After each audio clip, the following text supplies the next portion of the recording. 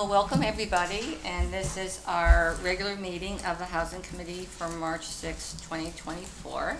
I'd like to welcome everybody. I am Kathy Hunter, and I will be chairing tonight's meeting. And tonight we are joined by, I'm going to start with our committee members, Mary Dean, Donathan Lofters, Elaine Feldman, and we have a new member, Warner Marshall, and I'd like to welcome him, and I'm going to circle back and maybe have you do an intro yourself. And on the phone we have Louis Schaefer. We're also joined by First Selectman Mika Cardozo, and we have a special guest tonight, but Ben Lovejoy from the state of Connecticut. He's the project manager, Office of Policy Research and Housing Support, and I will have you do an introduction as well. So with that, I think what I'm going to do is have Warner, if you want to just give a little intro on why you're interested in being on the housing committee besides me. Well, I've spent 35 years working in housing in New Haven. I've been in Woodbridge for 18 years, but some of those are semi-retired. But I ran a nonprofit agency that rehabbed houses in the inner city and for low-income housing particularly, and home ownership, first-time homeowner program, and work closely with the city of New Haven. And so housing has been what I'm all about for quite some time. I've known Kathy before this, and I did some work in Bridgeport as a lead abatement analyzer, and for the city of Bridgeport too, and so we've been all over the place, I guess. So I'm glad to be here. Great, welcome. Thank you. Welcome. And we also have another new member, Miles Katz, who is a senior in high school at Amity High School. So he's going to be with us for a bit until he heads off to NYU in September. So I'm not sure where he is tonight, but maybe he had exams or something. But he will be I think he's good at least balancing out the average age of the community. Anyway, all right. So and with that, I want to just introduce Ben again, and then we want to give a little introduction on your new job. And yeah, do you want me to do you have me talking more again at 4, because I can just at item number 4, or Sure. Okay, why don't we go through 2 and 3. Item number 2 is the approval of the February 7th minutes. I don't know if the folks had a chance to go through that and read that. Yep. Make a motion to approve. Okay, do we have a second? Okay, all in favor? Great, all right. Is there any Any discussion first? Is there any discussion on the minutes, anything in particular?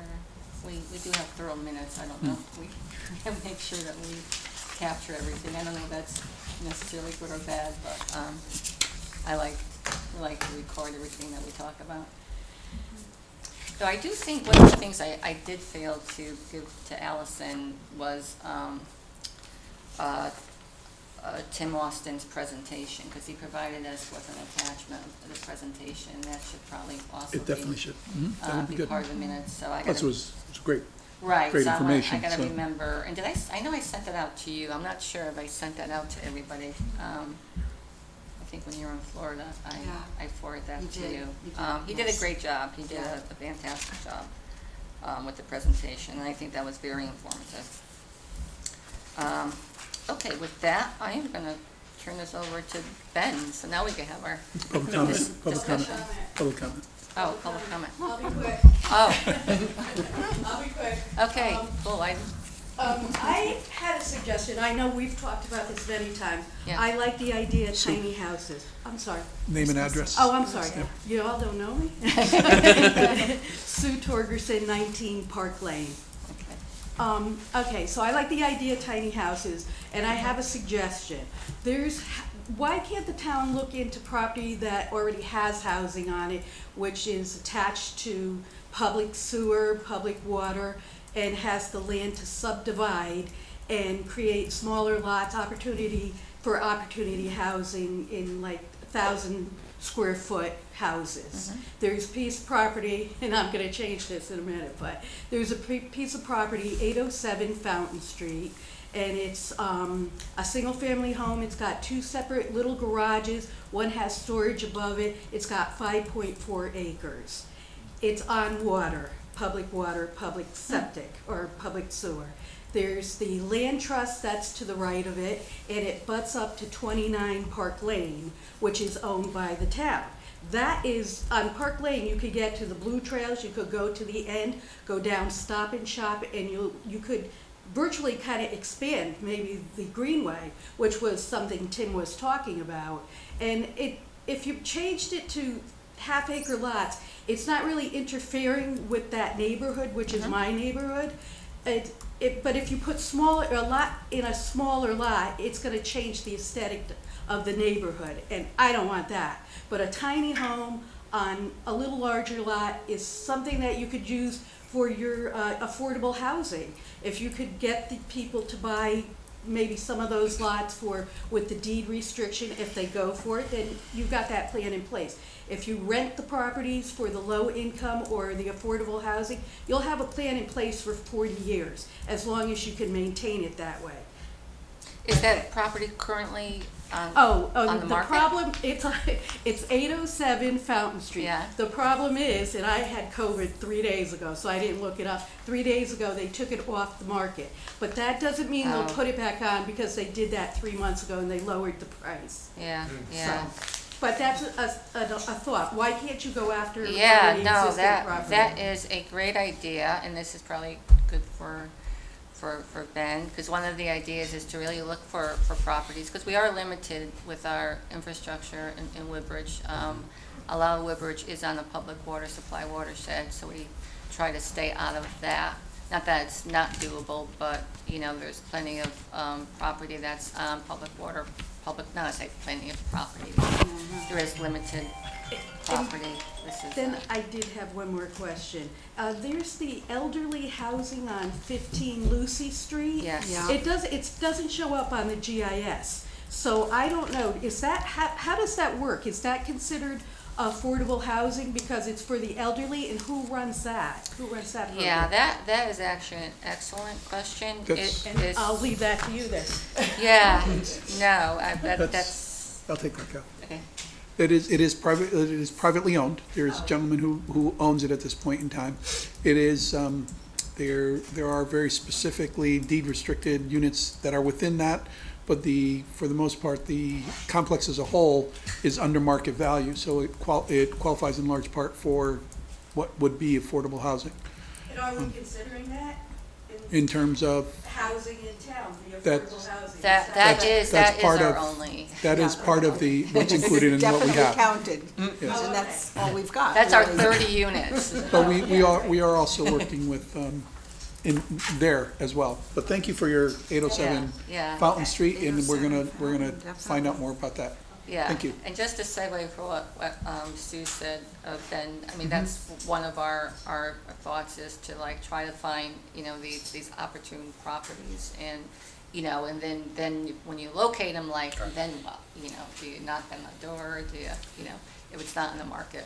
Yeah, I actually had a discussion with our developer group, the team at DOH that works with developers, and they said that can be a process where a parcel's identified, either town-owned or is acquired by the town or whatever pathway. And so it's always helpful if you have those specific parcels to look at things, Yeah. as opposed to just not having them. It's just easier. So good stuff to inventory if you.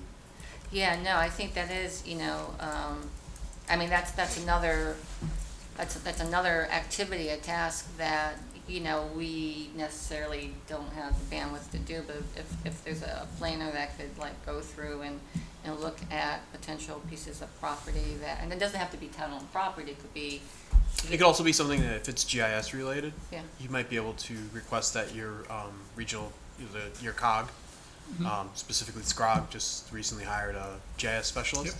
There is precedent in the COG network. The COG was at River COG for a bit. Used to do GIS work, contracted GIS work through the agency, and so you know there is space if that sort of thing needs to get done, and it is a pretty cost-effective way of doing it because I believe they just bill based on like some dues and things along those lines. So Yeah. it could be, again, these are what we'll talk about. yeah, no, that's great. Okay, so I don't know where you wanna start, Ben, do you wanna talk about? Yeah, I'll just introduce myself and probably just let you know why I'm here. Hi everyone, my name is Ben Lovejoy. I'm a durational project manager with the Department of Housing, Connecticut Department of Housing. I'm on a 3-year contract with them. I was hired, the commissioner created this position with the belief that our municipalities need help. And there's a way that the DOH can assist. So my role is primarily going to be to get out into the state, to get meetings with various municipalities. The primary task that I'm responsible for is to help municipalities implement their 830J plans, the affordable housing plans. Everyone's in a different place. Every municipality is unique. And I think, you know, if I was to ping every municipality in the state, no one would tell me that they're completely resource rich and don't need anything at all. I think most of the municipalities, particularly the smaller ones like this, are really strapped for, you know, the ability to do some of the work that needs to be done to create and build more affordable housing. Specifically, there's work that needs to get done sometimes on the staffing level. There's regulations that sometimes, you know, are discussed about needing to be rewrite. There's legal, so many components. It's not a singular one. So, essentially, what I'll be doing over the next year is meeting with mayors and first selectmen, a variety of different municipalities who want to proactively implement their 830J plans. Look at where they're struggling, and ideally identify some ways that the agency can assist. So that'll be, like I said, my primary role. Prior to this position, I started 3 weeks ago, so bear with me as I'm learning it. But I was the director of regional planning at SCROG. So I knew Kathy from the work that I did on managing the affordable housing working group that is still very active over there. I'm sure I've seen some of you at those meetings. But when I informed the agency that I was leaving, we did have a conversation about ideally trying to get over here and start. So you're kind of at the top of the list, which is exciting because, you know, basically getting these meetings with the various towns is sometimes difficult. Everyone's really busy and there's a lot of different ad hoc. So again, I'm here to just introduce myself and start to build up these relationships because I do believe a lot of this is relationship building.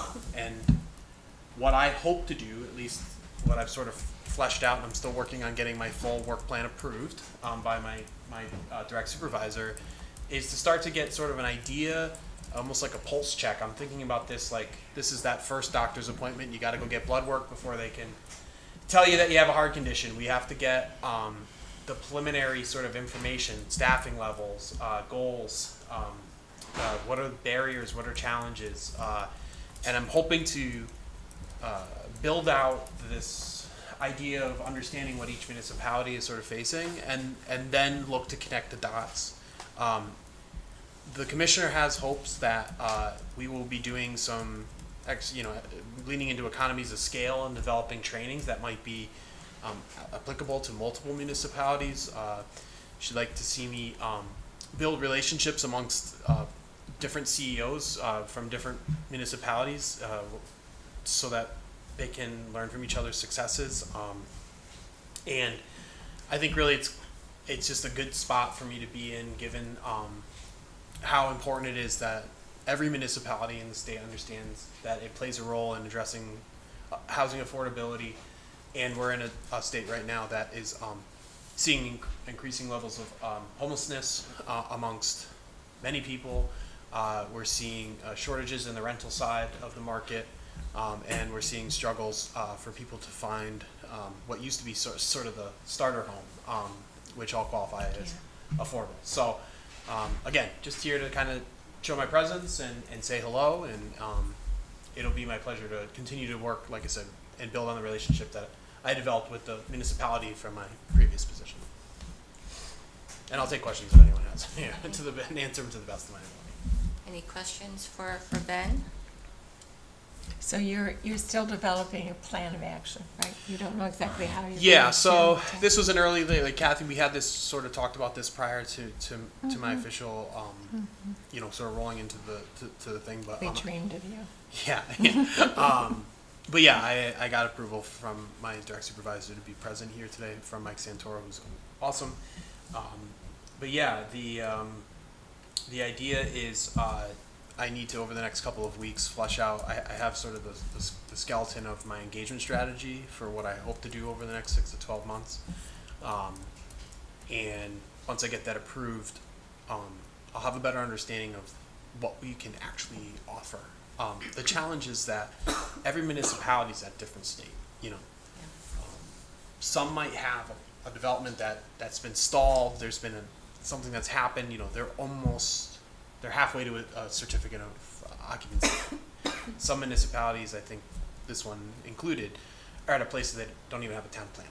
So some of that preliminary work that needs to get done it's all gonna be very different, and that's the big challenge of my job. Everyone's like really jealous at the agency. They're like, "This is exciting. You get to kind of like make it as we go." Yeah. But that's also the challenge in it, is that to do this effectively, there isn't a one size fits all. And I've been doing housing work not as long as your new member here, but long enough to know that the assistance and what every municipality needs has to be, it's bespoke. You can't just take a product off the shelf and expect the same thing to work in New Haven as what will work in Woodbridge, just despite the proximity. So really a lot of this is going to be hopefully, and what I truly enjoy is connecting the dots. If you're looking to do A, B, and C, there could be a grant program. It could be a conversation with a different state agency. Maybe there's a different program that helps out things. I mean, there's so many things out there. I'm hoping to just sort of be steeped in that knowledge to be able to offer the assistance. But I'm not going to be able to go in and replace something that might be missing. I wouldn't ultimately be like a planner for this town if that's what is the first step. But I might be able to connect with a way to get that, whether it be through contracted consulting services or grant money that helps offset that. If we have a program inside of the DOH that would qualify under that, like a lot of it is going to be learning sort of what. The resources. Yeah, and again, it's all going to be based on developing relationships with the municipalities so I can really understand them and understand what's needed, and hopefully identify some clear goals, because again, I've been tasked with basically everywhere in the state. There's 169 municipalities. Whether I'll meet with every one of them, probably not. We'll see though. Not the first year, no. But yeah, so I mean, this again, you guys are a little lucky because I had this relationship with Scrog, and I imagine that a lot of the municipalities in this region are ones that I have relationships already with from my previous position will be leaned into, because I have to go back to my bosses and say, look, I've met with people. So yeah, I'm excited again to be back in the region and be here tonight. I guess one of my questions is that Woodbridge has been luckily getting some resource capacity from SCROG, from Rex. We have Dale Krupp from, that's a consultant working with Rex Development that's helping out from the economic development side. We have the consultants, the SCROG consultants, Juliet and Renata, who's been helping out with the grant technical assistance, and they helped out with the Brownfields grant for the town, which was great. And they were also are willing to do more of a deeper dive from Scrog, so they could actually come in and provide some guidance. They have to stay within the scope of their contract, but it sounds like they could give us some really I wrote the contract, so I'm pretty great. Oh, so you're familiar with the contract. So I guess my At least the question is, in terms of your assistance, would you be able to do it in concert with working with them to make sure we're not duplicating efforts and everything's kind of coordinated and unified? I mean, obviously, that's the important part about meeting with each municipality and not assuming that just like I have like a toolkit that just is going to come in and function exactly with where you're at. Learning what resources you're tapping into already, what things that you've already sort of explored. Government work often is duplicitous, and that is one of the challenges in it. But oftentimes, the way to overcome that is having conversations and learning what one person is doing and someone may have already done already. So again, it's going to be built on a basis of continued communication, and if there are ways to either support the work that they're doing, through Scrog, I'm pretty familiar with the scope of what that technical assistance offers. I do know that when I was there, they had expanded it to a more specialized thing where the agency could approve additional funding under specific circumstances.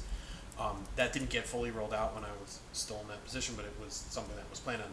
But a big component of that is it's not guaranteed next fiscal year. July 1 hits on that program. SCOG rewrites its budget. Yeah, So, yeah. You have a board member who gets to help dictate what's in that budget.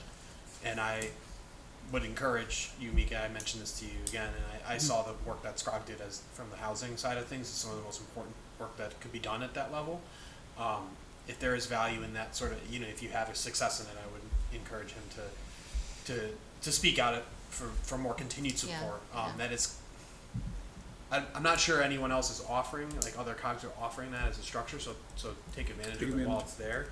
But again, if there's a situation where we can figure out what it is that they're doing and ways to sort of help it out, we certainly can do that.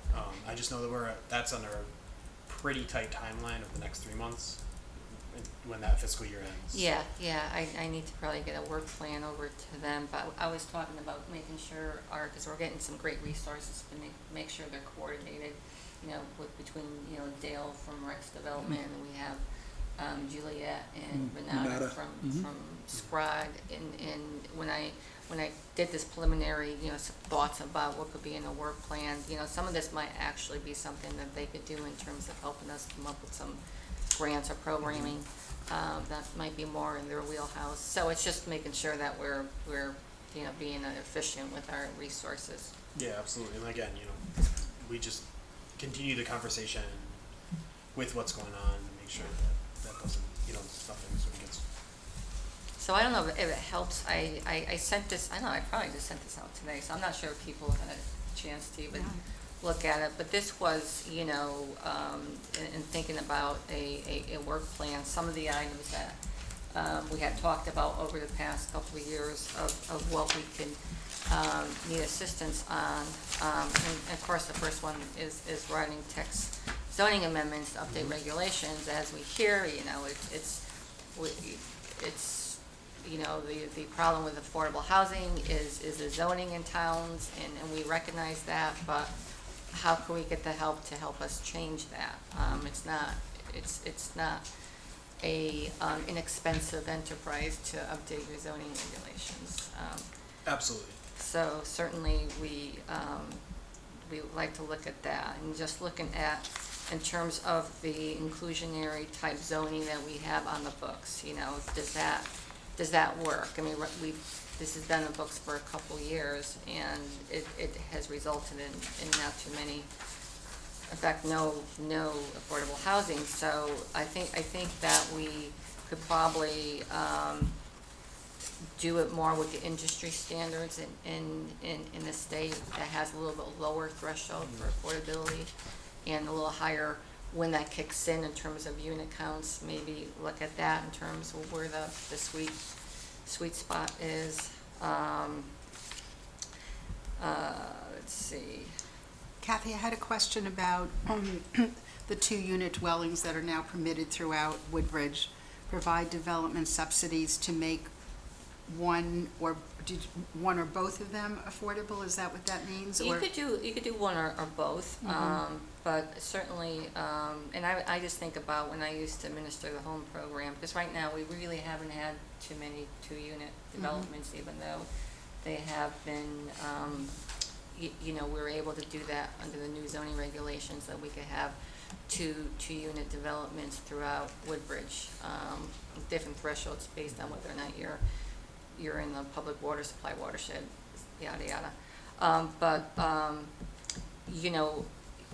The idea is you could use home funding, right? And this is just an idea. If someone wants to do affordable unit, you could have home funded under the subsidize the affordable unit part. So you have like a regular market rate home, and then next door you can have an affordable unit. And what happens is, because you're using the subsidy of the home program to underwrite the cost of that development, you have a deed restriction on there for the length of the affordability, depending on what the subsidy is.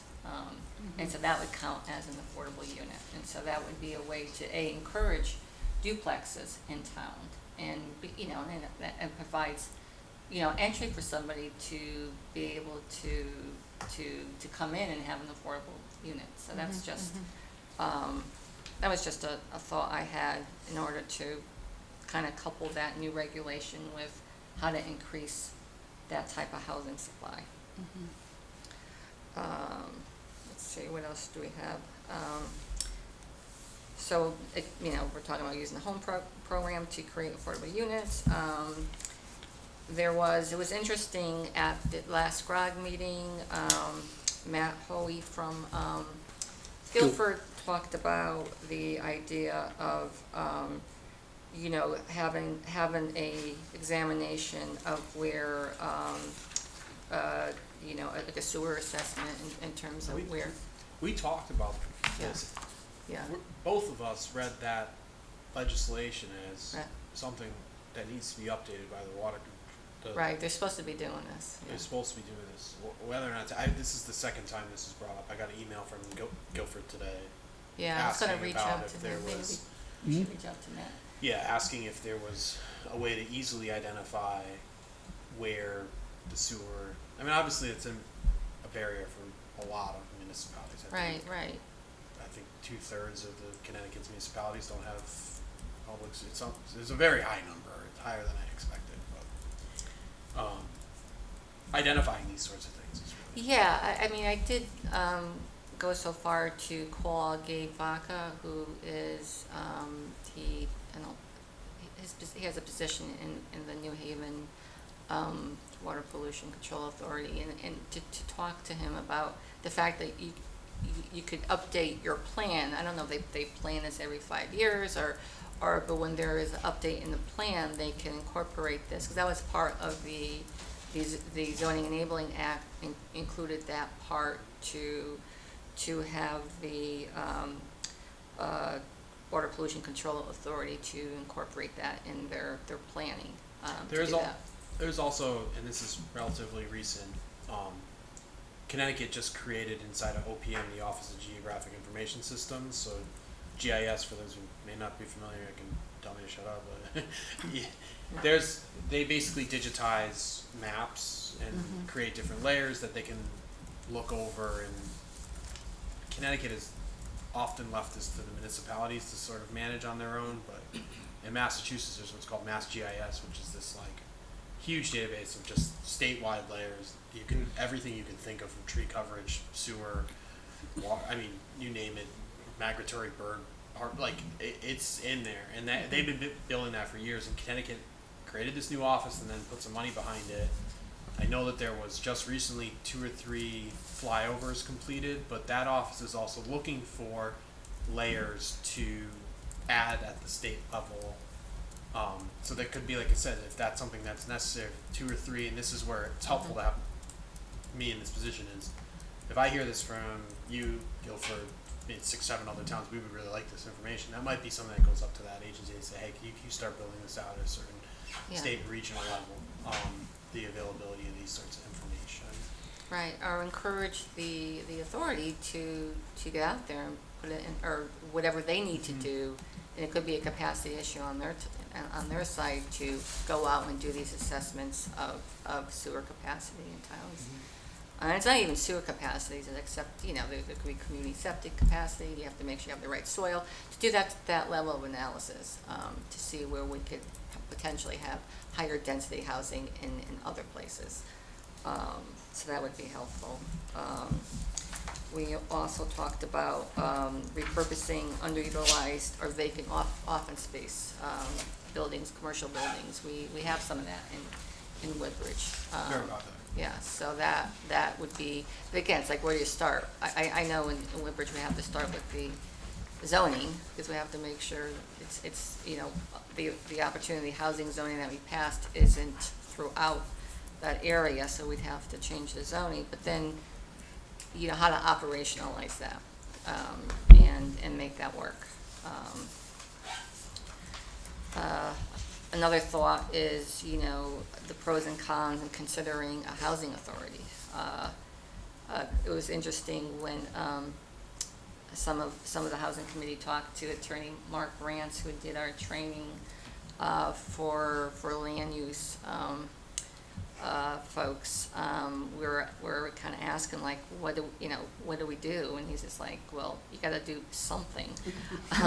But then after that, he's just like, you should consider, like, establishing the housing authority, which every town could establish. But that, we probably want to parlay that into the conversation of the article you sent around about is it Bill 6? Yeah, Yeah, so so that has, interesting, yeah. Yeah. the current language just would allow for it. This has been in conversation, I think, 3 years now. Yeah. I think this is the 3rd year, about housing authorities expanding.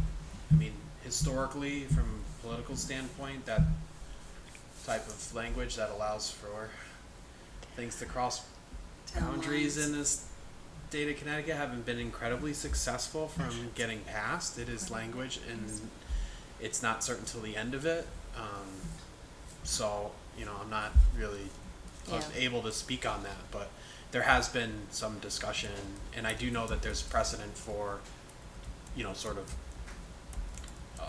collaborative efforts that occur between two municipalities voluntarily. They enter into a municipal compact, I think is the name of it, or something along those lines. Yeah. It sounds like it's a controversial topic. The SB 6 as a whole, I think the public hearing on it was 8 or 9 hours. Wow. Housing is a controversial discussion in many places, so We've noticed. it's expected. But again, the legislature will act. I can't predict what they'll do.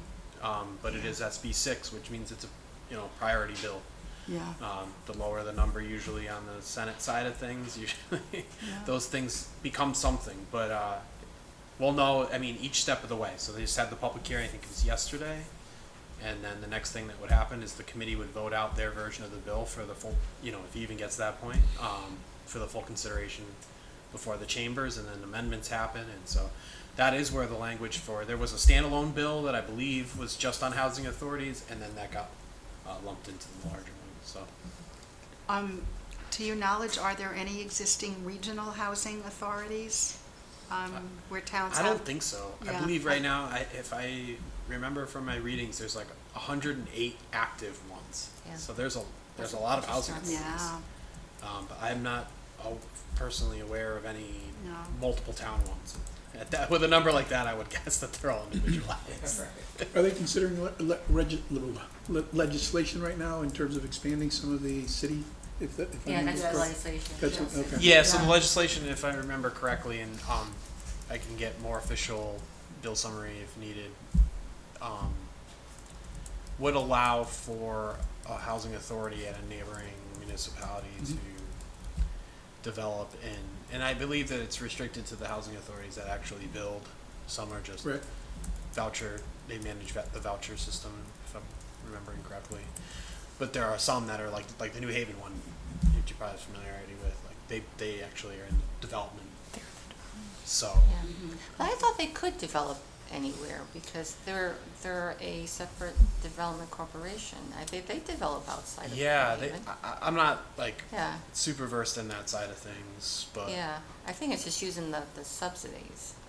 They can't use their rental subsidies across the line. Yeah. Or they could port, but then they lose their administrative, I guess, fees, which is their golden ticket, for operating their operation. But there's an omnibus housing bill that's out there, Yeah. I think, and that just speaks to the fact that the state is, the state is acknowledging the housing issues that are occurring and putting some, there's a multitude, there's grant funding that's available obviously through DAH to help improve and build more. That's the mission of the agency, to build more affordable housing. There's a big piece of legislation that's there that is looking at funding to help out. But again, nothing is done until the session's over, and I don't have a crystal ball. Yeah. I wish I did. I'd probably be in a different job though. Did that report cite that there was a shortage of 92,000 units in Connecticut? Did I read that correctly? Well, actually, it's Further to that. 92,000 targeting the low income. I think Yeah. there's even a greater, number of units. It's like in 100,000 for everybody, but in terms of the low income, it's like 92,500. Crazy. Yeah, Daunting. there's, planners. I'm a planner by profession. We love our needs assessments. And, you could do it 1,000 times, and every time you do it in Connecticut, it's going to come back. There needs to be more housing Yeah. units, Yeah. and there needs to be a increased diversity because of the changing demographics of families, the aging of the population in the state. I mean, it's just the writing's on the wall. Yeah. And we have also very old homes, so the ones that are there's components of rehab that need to happen. There's preservation. There's a lot. But housing is, y'all are in the right place. It's a big thing right now. Yeah. Yeah. Well, we Thank you. do have a lot of work. And then the last item was making sure that we're preserving what affordable housing we do have, and watching those expiring low-income housing tax credit projects, to make sure that they stay affordable. So that's some of our thoughts we had. I don't know, did I miss anything? I know, I just kind of. It's pretty comprehensive, I think. Yeah. I mean, but to your point about tiny houses, I don't know if this is the appropriate Yeah, time actually, to. that is a good one. We should It's a have very one. good Yeah. idea, but, so, because I just wrote this thing on ADUs, which Yeah. I'll, run by you or before we do anything else with it. Why cannot ADUs be counted towards affordable housing if the owner of the property would agree to deed restriction? Oh, they could. It No. could, right? Yeah, if they agree to have a deed restriction on their property, then they could absolutely count. And are you thinking of tiny houses and ADUs as sort of the same thing, or no? Well, the property that I was talking about, they have a beautiful house, got an in-ground pool, but you could turn that, they have 3-bedroom, 3-bath. You could turn one of the pieces of that house into an ADU.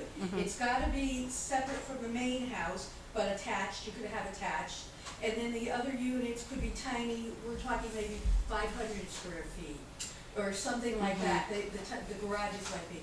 Or tiny houses on, maybe 2 tiny houses to a half acre, one being 600, the other being 400. And on maybe 2 acres of land, split it up and try to sell half-acre lots where you can have 1,000 square foot. You don't have to have a mobile one either. You can have modular homes. Yeah. On the thing I gave Mika, there's a website that has a bunch of beautiful tiny homes. Yeah. And they range in size, and you have 3 bedrooms. And Yeah. on a very small, 1,000, you could put 3 bedrooms. Yeah, I think our barrier in Woodbridge is that we have like large lot requirements, so sometimes it doesn't make sense, if you have to do a tiny home on a 1.5 acre lot, it doesn't, But it doesn't can't- really work, but you can Can't have. that be changed? I mean, Yeah, well, I it's- mean, when you talk about the overlay zones, you could use, zoning that in effect changes the zoning for, particular parcel, so maybe you could, if you have like a parcel and you have overlay zone, you could change, the zoning, and as long as everything, works out with the, health department and sewer. There's nice units, I think they call them condos though, in Milford, it's, Keenan Drive, I don't know the name of the but they're single family, they're like single family unit, they don't have a garage and they don't have basements, but they're about 1,000, maybe 1,100 square feet, I don't even think that big, but they're really nice, and it's, in that town, of course, they have less land. Yeah. But the people love it, as long as it's affordable, Right, you know? right, yeah, And affordable is under 200, just saying. right, it is, under 200. Right, well, that, again, Milford's a little different in terms of zoning, and we would have to do something with the zoning aspect to make that happen, but maybe there would be a will, and we certainly have a But champion. to your point, there's the diversity of what affordable housing looks like. I mean, you both were on my tour as one of my swan song over there. But we did the housing tour, and the development that we saw over there. I think it was Wallingford. The condos. Yeah, I wasn't They were there. detached condominiums, and Yeah, it was they were beautiful. That there's a lot of different examples of what this looks like.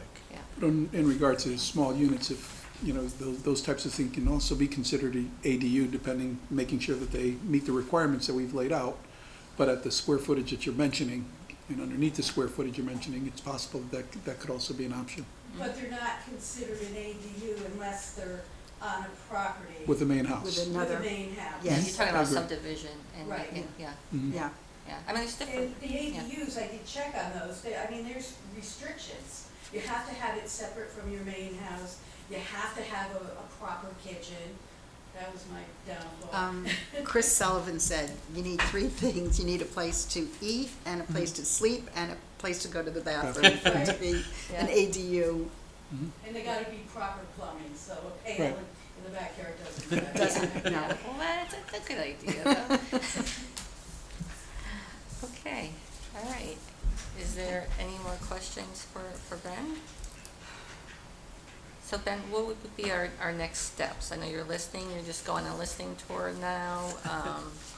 Any feedback loops going? I think if I had a clear idea, I'd give you an answer to it. Yeah. I think that, as far as what I will be doing in my role over the next few weeks is finalizing my outreach plan. And then from there, I need to sit with my supervisor and determine what are the objectives I'm trying to meet.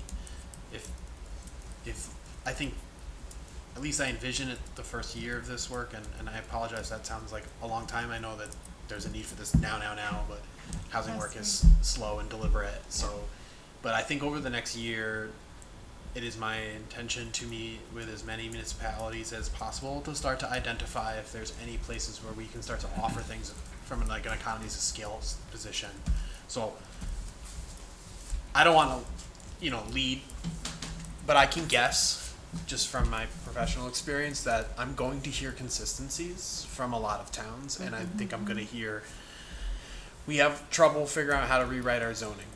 I think that that's going to come up often. It's an expensive endeavor. I can't do it, as I'm not. These are often attorneys that need to be things, but I know that I've had conversations, at least when I was in my former role, about, hey, what's the potential for us to maybe even just come up with some, base language, right? Some best practices language that a town could then take and sort of tweak into that works for them. That could save a lot of money. Yeah. Even if it's just that base stuff, and then you go to an attorney and say, hey, look, we have this level of things.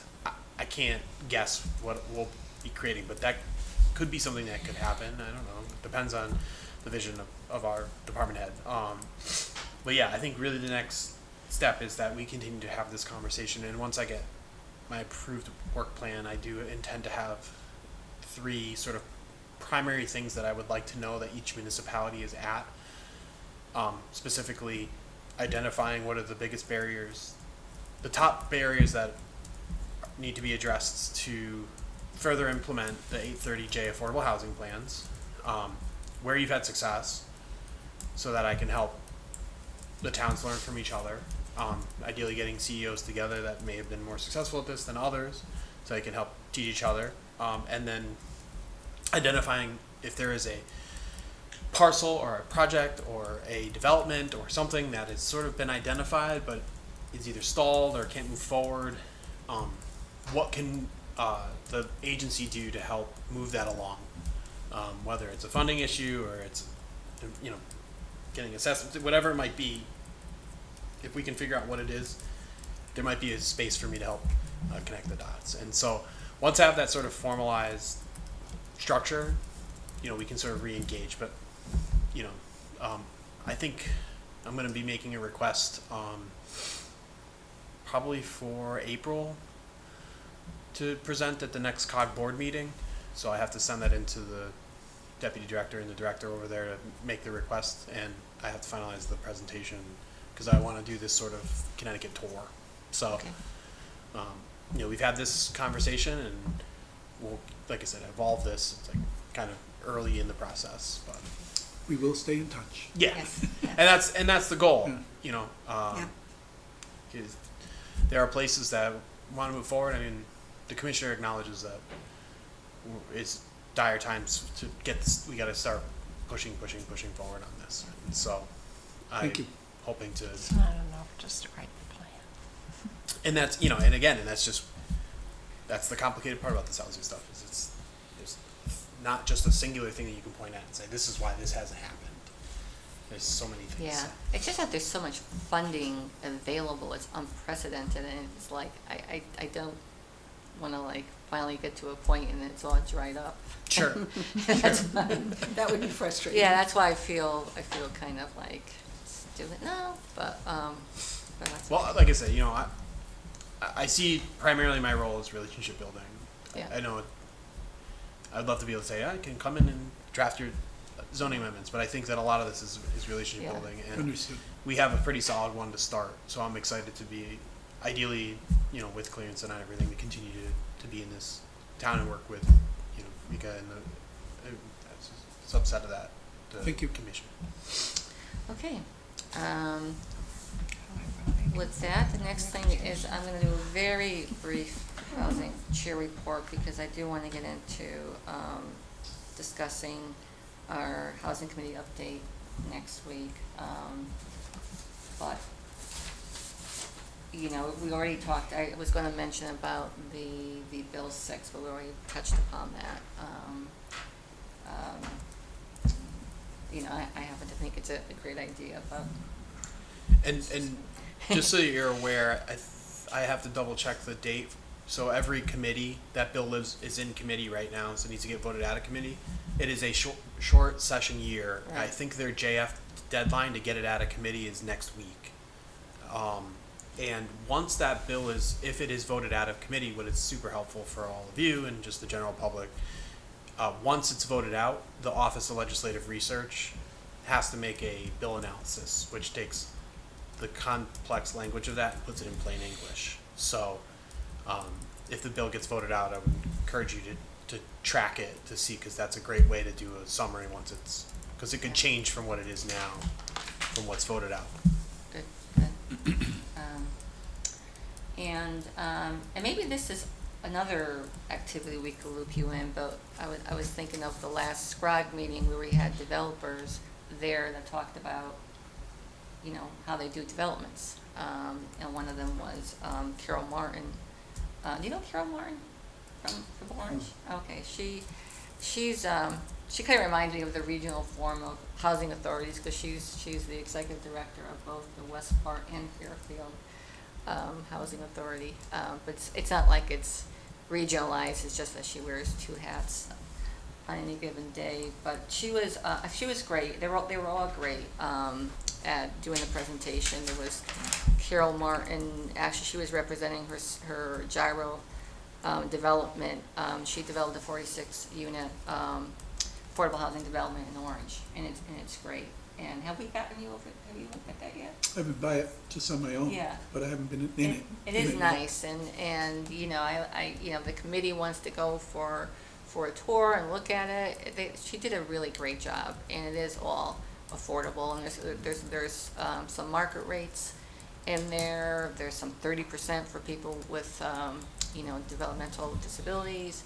I think that there's like 80%, 60%. So it's a mixture of affordability.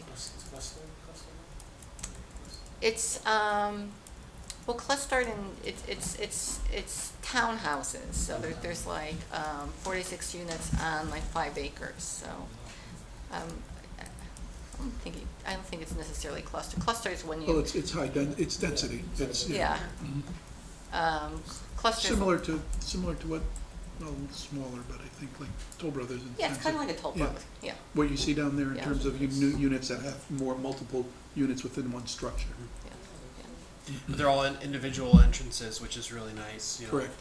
You don't have to go into a main area. You go directly into the property, which is becoming more and more popular as they've been developing. It's gorgeous.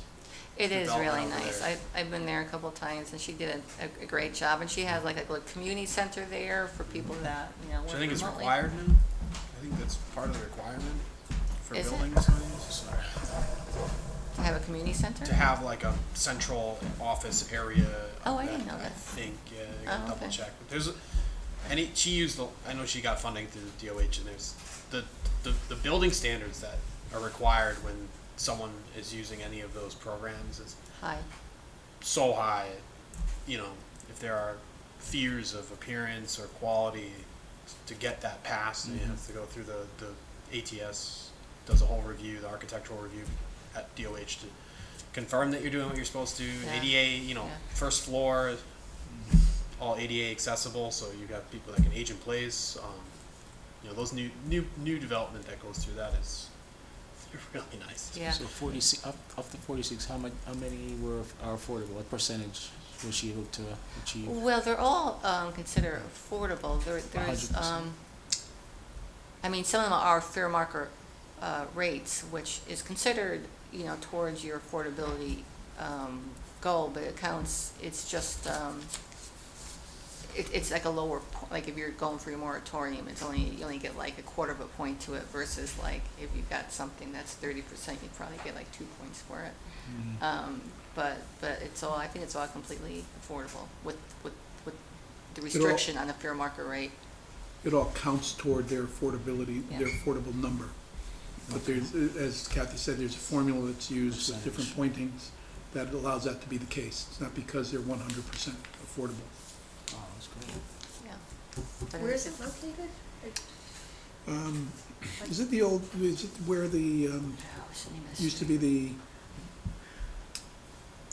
the trailer area? Remember they used to have the, Yeah, well, that, I don't think it's on that. It's, I mean, what sparked her was the fact they got rid of the trailer park, and that's what prompted her to go in to see, Zioli, to say, Mhm. we need affordable housing. yep, I forget. no, it is in a different area. Yeah, It's but not, it's, it's not what I see on Tavern Road, is it? I mean, no, if you go all the way, no, because it's kind of tucked away, so if you Okay. go all the way down, like, Racebrook Road, it's like, if you take a left right before you hit the post road, Mhm. I forget what the name of that street was, you kind of loop around, it's tucked, Oh, in there, it's okay. tucked around there, Okay. yeah, I'll look. but I can't think of the name of the street, but it's,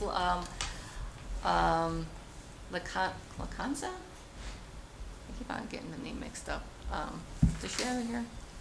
Lacanza, I think, and you could look it up, I think it's Lascana, development, and you could look it up, and you could look at the pictures, and you Yeah. could see the different affordability levels that they have, because they have the affordability and the She amount of submitted rent. photos. I think Stephanie, might have shared them, and she shared the recap.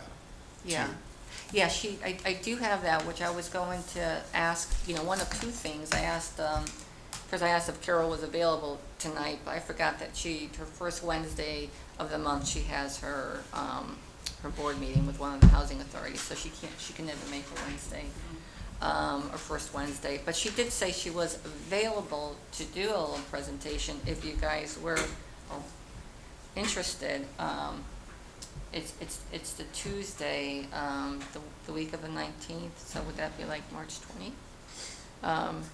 If you were interested, she could come and talk to us about how you could go about doing it. If you'd rather not attend yet another meeting, because I guess you have a lot of meetings, Donovan, huh? I could also just share the video. Yeah, the recording. Of the recording, so it's really up to you, but, you know, she is available, in a couple of weeks, so I guess I could. Is that something we could get on our YouTube channel? I think visually people would probably get an understanding of what. To send the recording? Yeah, I mean, when people watch something, they could get visually an understanding of. Oh, So those, we have those that. look good. Yeah, we we- made that too when I was at, by the way. Yeah. I think that we had an issue, so I'm not sure if it's been resolved, but I would, if you're looking for a video too, when I was at Scrog, Idea. we did a tour of a number of places. Yeah. And Oh, we just got that, yeah. it was yeah. recorded, but we had an issue with, there was someone who didn't want to be Yeah. on the screen, so we had to re-edit it. Oh, jeez. Yeah, but either way, there's some great resources out there if you're looking for what these things look like, and particularly at your council governments. Just the There's general a- public, just see, Yeah. you know, what. Yeah, so maybe what I'll do, you know, So people I understand. could I'll send a tour around if you haven't, because that did come out. And I could send the video to this session, Yeah. where she presented with, Jeff Sager and Bob Wiederman, who is. It's worthwhile. It was, Yeah. but it was. That would be interesting. Yeah, okay, I will, try to remember to send that out. And it is on Smith Farm Road. Smith Farm, right. Smith Farm Road, which is near the Firelight. Remember that Yes, I Firelight? do. Yes, Smith Farm Road, okay. Okay, let me send out the videos. So at this point, we'll just we'll watch the videos, and I could have, you know, Carol is an acquaintance of mine, so I could, you know, set up a tour, or she could come here and talk to us, or I was even thinking maybe we do more, maybe have like a community presentation, in case there's people, you know, that have property that might want to think about, gee, maybe I could develop something.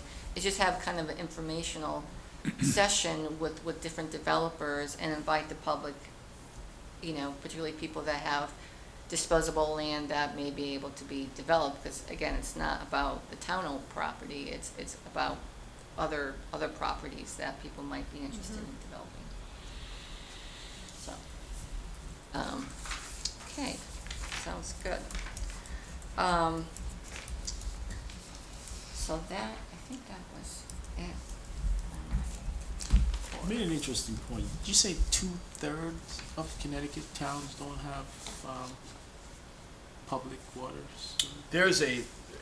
It's the Yeah, that when you sounds- think about the numbers or something, it's kind of weird because we have 169 municipalities, and there's a lot of small ones that count towards that Yeah. percentage.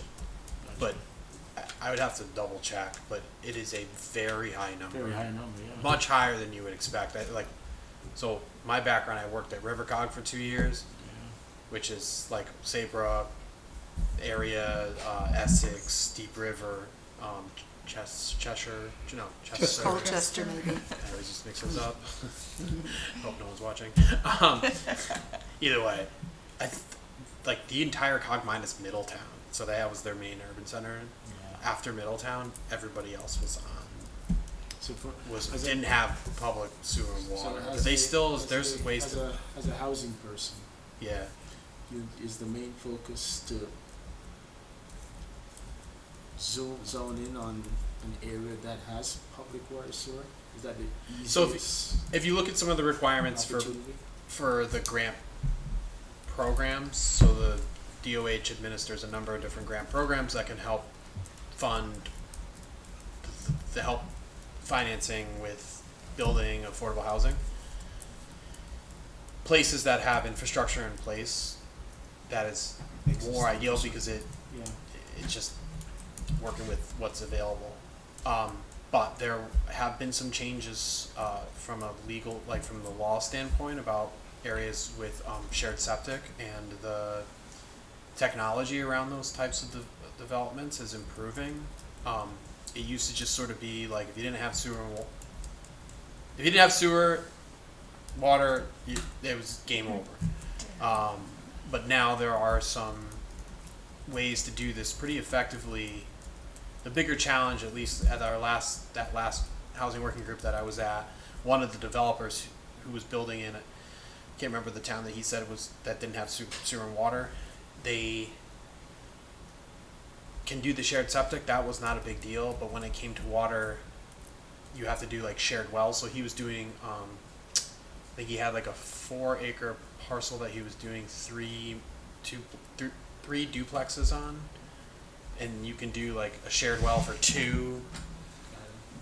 But the water can be sometimes a challenge. He was saying that the PFAS in the water testing would require certain things. So it is easier to do it in these places, but I think that is no longer like a, hey, we don't have this and this that says you can't do anything about it, because there is technology out there.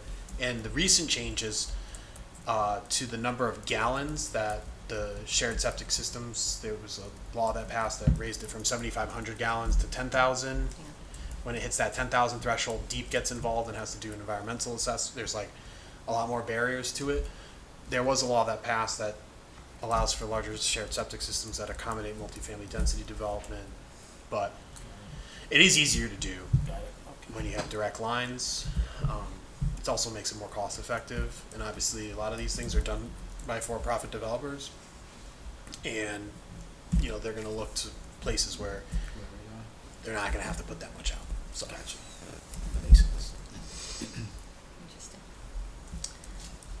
Okay, let's see, you know, the other thing I did want to mention is that, planning and zoning is gonna be starting their process on the plan of conservation development. It's, a plan that gets updated every 10 years. We're in the process of selecting, a firm. There's gonna be a presentation actually on Monday, at 6:30. I think it's probably in this room, right? It is. Yeah, so it's in this room. If people, you know, public is interested in hearing the presentation, I can imagine you could show up and watch it on channel 79, but they're gonna be doing, a presentation on the plan, they're gonna be doing for the plan of conservation development. And, you know, housing, of course, will be a part of that, so we will be part of that planning process somehow, somewhere. So just to give you a heads up that is going on. And I think that is it for my chair report. Do you have any questions for me before we move on? Furthering community conversation, you know, I did see Ben Fink at the SCROG meeting, but we didn't connect, and I emailed him and he didn't say he was gonna be on the phone. Lou's still on the phone.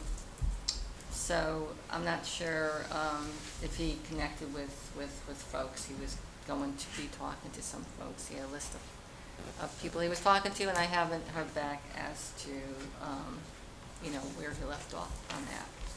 But in terms of community conversations, I did include in your pack, this is kind of a long segue into community conversation, but this is a sustainable CT.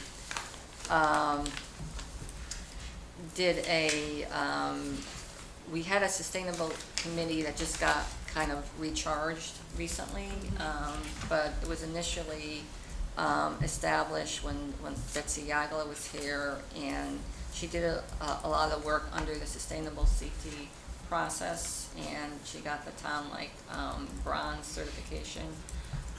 She put a lot of work into it, and actually part of the sustainable CT is focused on affordable housing and ending homelessness. You get points for doing certain activities.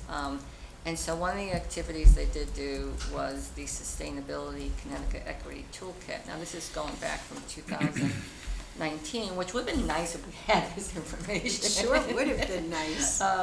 When we were working on our stuff, because I feel like sometimes we're recreating the wheel. But all that to say is this is a way of coordinating with the new sustainability committee.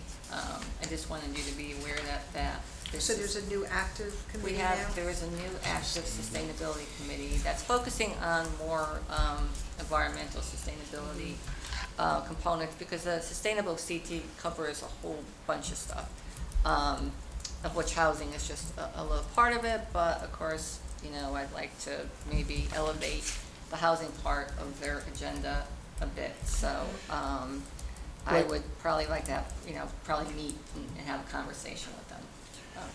They're the group that I actually excused myself to go see. They meet on the same day. Do And, they meet back there? They do. They meet in the Okay. conference room only Okay. because this room is taken. And right now, they're very much engaged in putting together and coordinating the Earth Day event, Okay. which is April 27th. And it'll be a rather significant event from a Woodbridge standpoint in terms of what we've done in the past. So they're really growing it additionally. But I think once that is done, it would be a good time. Right now, I think that is a focus, and they will be focused on, other programs right now. One of the things there's a composting initiative that we're looking to see if we can get going in town, and there's some other items like that we're looking to get. So they're engaged in that, but I do feel they would put some time to this as well, and I think it would be very useful. Yeah, They're very active and, very Right. active group. Right, my thought was, and this is Sue's idea actually, is to piggyback on events, right? Mhm. So they're gonna be there, they're gonna have a captive audience, As they pass by. as they pass by. Come back! No. Come in and talk to us. Since affordable housing and ending homelessness is part of that effort, at some point it will be. I know that's not the priority Mhm. right now. But then, maybe we could have a little informational table in terms of housing and what we're trying to do. I think they'd welcome it. Yeah, Mhm. so it's just getting more information out there. Maybe we could do some promotions, tiny houses, ADUs, duplexes, stuff to really, just inform people that will The be there. residents, sure. It seems like they're. And just as a heads up to you, the Sustainable CT, they do their Sustainable CT Fellows program. So it's fellowship program over the summer. Mhm. They take undergraduates that are either juniors or seniors, and they place them usually one or two in each cog. But there is precedent too for towns working directly with Sustainable CT if they have extras to actually place them directly into a town. Right. The role of the fellow, they're just there for the summer period, but their primary role is to get as many municipalities in their specific region certified, whether it be bronze, silver, or gold. And they are pretty sure it's a full-time 35-hour a week, 40-hour a week job. And it's just for the summer. There's a new batch of them every year, and they always place one or two in every cog. That's a requirement of the program. So Scrog has had one. I oversaw two different times I had them when I was there. So should I talk to Stephanie or? You can read. I mean, they won't get placed until the summer. Right, that's But fine. once they are in place, if you want to have a liaison, like last year, Hamden and New Haven were going for gold. So they got a lot. Like the fellow was there all the time, but Madison also was trying to get silver, and so Katie, who was our Sustainable CT fellow, she was on the phone with them all the time, helping them put the papers together, working Yeah. with the No, it is a sustainability process, committee. yeah. Yeah, it's very difficult. Yeah, It's yeah. it's good. It makes it worth something, but it is hard. So Yeah. if you're curious about that, I would suggest Yeah. take advantage of that fellowship because it is a blip in time. They're there for the summer. Well, Thank maybe we could reach out and do it, because probably it should fall under that committee, but maybe do a joint effort with that, because that would be a great resource, I'm sure. They would welcome that as well. And free. Yeah, we like free. Indeed, I- indeed. So that is, that was my thought, for furthering community conversations. Has anybody had any thoughts or outreach or? I did have one brief conversation with Ben, and we kind of, I think I was in Florida? I don't know, but we brainstormed about people that we could gather for one more stab at a community conversation. You know, I looked into the Human Services Commission, but the person, my connection, has just Right. retired. But I bet she would come to a community conversation. And I was thinking of a couple of neighbors that didn't come to the first one at my house. I think it's worth trying to do it again. I don't know if we want to do it in somebody's home or at the library but I think the more people, as you said, relationship building, the more people you talk to, the more they spread the word, hopefully, Yeah.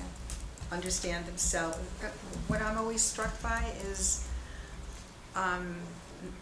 and I shouldn't be because none of us knew a lot of this stuff, but how much people are not aware of with this issue because it's not directly affecting them right now. And so, you know, they seem to be really surprised that doing nothing is no longer an option. So I guess I was feeling discouraged for a while, but I think it's worth trying to resurrect some more community conversations. Yeah. I'd be happy to try to get some people together and then we can figure out as a group. I know some of Where the it other went. committees committees in particular have used the library effectively in Mhm. terms of that, in terms of setting some things up, so Yeah. I think it's something that can be arranged. Yeah, I know we've had a number of community conversations at the library, and Mhm. and it's a great setup, and Yeah. it works. It's just, it's just effort to plan it and get people there and attend, it is a, Get some snacks. get some at the snacks, store. food. But no, it's good. We try to do around kind of like I don't say affinity groups, but, we're trying to get different groups of people Mhm. to talk. If you coordinate it through town hall here, at least we'll be able to put out, if it's something you want to do, we can try to get some interest through the newsletters and things of Yeah. that, the electronic news that we Yeah. put out and things of that nature. How just is to it see. going with the electronic newspaper? People? I think a lot of people miss the old newspaper because it used to go to everyone and you knew what you were going on. I think we're missing a segment of the population who aren't online type folks who, Right. don't necessarily go online. We're trying to expand our reach in terms of what we send out to people, but again, it's electronic. So we try to reach more people, and we are looking at evaluating now what we can put together for a paper newsletter, something that goes out. So we're working with one group in particular right now, and we're trying to see what it'll take for us to bring back what we used to do. That A lot of would what we be used to great. do, the newsletter we used to do Yeah. that was subsidized by advertising, and that seems to be a little bit more of a challenge now. Yeah. So we have to take a look at it and see what we can do. But it's something that we're committed to, one way or another, bringing something back where it goes out to all the residents. So I think the expense associated with that might be very much worth it. I mean, it used to be like they both went out, and you got the Woodbridge Town Mm. News, and you got the town newsletter, but now you don't have anything, and, I think it's, I think something, hard copy needs to get out, so it'd be Mhm. great if we could bring that back, and then maybe we could get our little corner piece to give Well, housing updates. Because one of the ideas here, create an Ask Housing Questions tab on the Woodbridge Town Mhm. website. So, Sue, you really were the person who spurred us on to write up something about ADUs, which I did, which I'll get Please. to you tomorrow. Mhm. Sounds good. And then wondered if we should somehow, can we do that? Ask housing questions? Ask, like a tab on the Woodbridge Town website? We have, what we've done is we formatted it so that there's two notifications that we will absolutely be putting out. Mm-hmm. And one is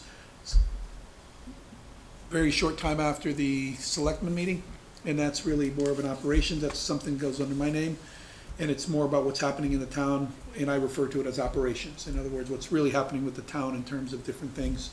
And then there's the other one that goes out about around the first of the month, which is more what I refer to as social. And that's what's happening in the different departments, what is human services doing, what is library doing, what is recreation doing, things of that nature. So those are the two main type, and it was just, we're just separating them because it's a lot to get at once. There's a lot going on. And so it's, we can use either one of those to communicate what's happening in town. So if there's something happening with housing, depending on what it is, it's something we can definitely, and it doesn't preclude us. There's also 2 different editions every month of the Woodbridge Town News. Their online version has 2 editions, if you will. I call them editions, but it comes out twice a month.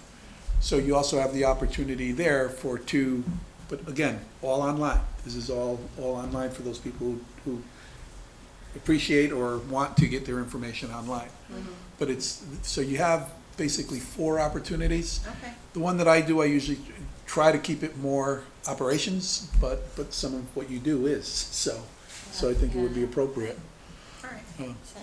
I just have to say, I had lost my email, Town News, but I got it back. But it's Orange and Woodbridge. And I talked to the person doing it, email. He said, well, maybe in the future, they'll look at separating them both, because it's confusing. You can get on there, you can read the Woodbridge Town News, the old newspaper. Right. But you also get Orange, so it's a little confusing. I got you. Oh, But I okay. did lose that, and now I just got it back. So that's another thing people may not know. Yeah, I Yeah. tried looking it up and I had a hard time reading it. Do they have an actual newspaper Yeah. now that you could just flip the pages and read it? Well, like the old one, you know, it Yeah. used to have the advertisements. Okay. This, what this one did, that one did, but it looked like. It looks the like, the newspaper. view that Yeah. I saw, looks like the paper in an online version. Oh, okay, Yeah. okay, because So- that's what I was looking for. I'll have to go back and check it. Because I haven't paid attention to it since I then. know, it's just, Um, it's different when it comes in It the was mail. it You was have it abrupt. in your hands. It wasn't, there wasn't a lot of notice that was happening. Yeah, yeah. But, No, why not?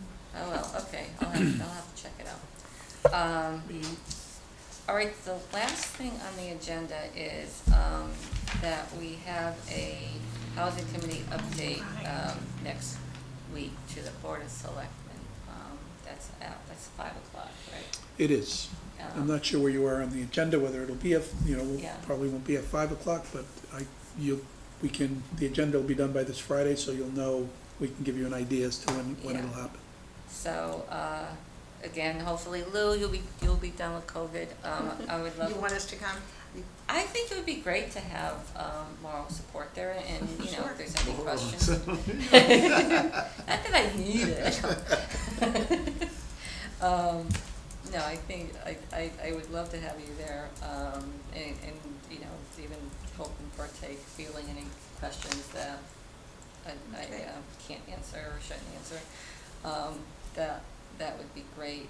I guess my question, because when I listened to, I think, the last Board of Selectmen meeting, I wanted to provide an update, and I know I want to spend some time just addressing some of the comments, but I wasn't sure what happened with our last update report. We did a pretty long, extensive report to the Board of Selectmen in September. And I don't know if that ever got into their packet to read, and we had talked about it, and I know. You're very surprised if it hadn't, but I can verify that for you. Yeah, because I think we talked about that going in there, so I don't know if there was any questions, so maybe, you know, we find out if that happened, and, because I did, there's new, I keep on saying council people, new select people. So probably would want to just kind of give an overview of that report, and then just give an update, you know, from September on what we've been doing, which is, you know, mainly trying to get some planning capacity in our community conversations, and perhaps even go, you know, talking about the list that we, the draft list that we gave Ben. Maybe talk about that in terms of, you know, actions going forward. But I wasn't sure how much time we had, whether or not you wanted like a full presentation with, a PowerPoint, or whether or not we're just there kind of talking. I'll leave it up to you from that perspective, but from my perspective, what we're looking for is just what you said, an update as to activities that have occurred. There was public comment on a couple of things, a number of items with regards to the report, the actual housing plan. We want to be able to more or less address that. The POCD is a big part of it, and how does it fit into that? So it's those types of items is really what I'm looking for. I don't know that you necessarily need a PowerPoint to do that. I wasn't sure how long or what you wanted. We certainly could do a PowerPoint, but I just don't. There were very specific items that were mentioned during public comment. I would just be addressing those, and we've talked about that already. But that's the type of thing where we want to make sure we address that, and then beyond that, what's going on? What are you doing, and what do you need, or what are you looking for from the Board of Selectmen? That type of thing. How we can help. What our role is in terms of what you're doing, and not what our role is, but also the interaction between you and TPZ, things of that nature. So, Yeah. it's also something that I intend to look for from all the boards and commissions. In having them come in to present to the Board of Selectmen and giving them an update as to what's happening, and what also gives us an opportunity to share what our priorities and objectives are for the boards going forward, so that we're all kind of working toward the same types of goals, general goals. Okay. Now, in terms of the comments, because there were comments that were made here, but then, and it's just, of course, it's still the same two people that make comments, and then they made comments to the Board of Selectmen, and some of their recommendations were not the same as they were to the Housing Committee. Do we combine all of them, or do I just? If it's possible and you feel it's appropriate, if it's something that you feel needs to be clarified and or changed or whatever, yes, by all means. But my concern is more with what was presented to the Board of Selectmen. Oh, to the Board of To Selectmen? the Board of Selectmen. Okay, all right, because that was much different than what they presented, so we'll have to, so folks, if you want to look at the Board of Selectmen meeting around 6 o'clock for January, I think that was during the regular meeting. Those were the comments that you made at our last meeting? We're addressing the ones from the. No, those comments were the ones I was addressing. They came at a January meeting and provided comments. And then subsequent, they attended like the second Wednesday of the month, which is the Board of Selectmen meeting. Yeah. And they had kind of a different twist on their, not different twist, it was a different. variation. There was a variation of it, and there were some different comments, so. But the ones that are in the minutes from our last meeting were in response to the remarks that they made to our meeting or to the BOS? I thought it was the BOS. I think there were just some different comments. They did say that they addressed us, but when I listened to the meeting, some of the comments were a little different. Yeah, I would expect as much, wouldn't you? Yeah. Because they did get some responses from them. So I'll just try to consolidate both and run them by you. There have been some updates. For example, they mentioned that the new charge hadn't been on the website, and it wasn't. And Right. we put it on. We've corrected that. There's been things that we've looked at, but I do feel like it's an opportunity for this committee to also respond to the different things. And if there's changes we need to make, we make them. If there's things we need to update, we update them, and we move forward. People need more information. It's our job to get it to them.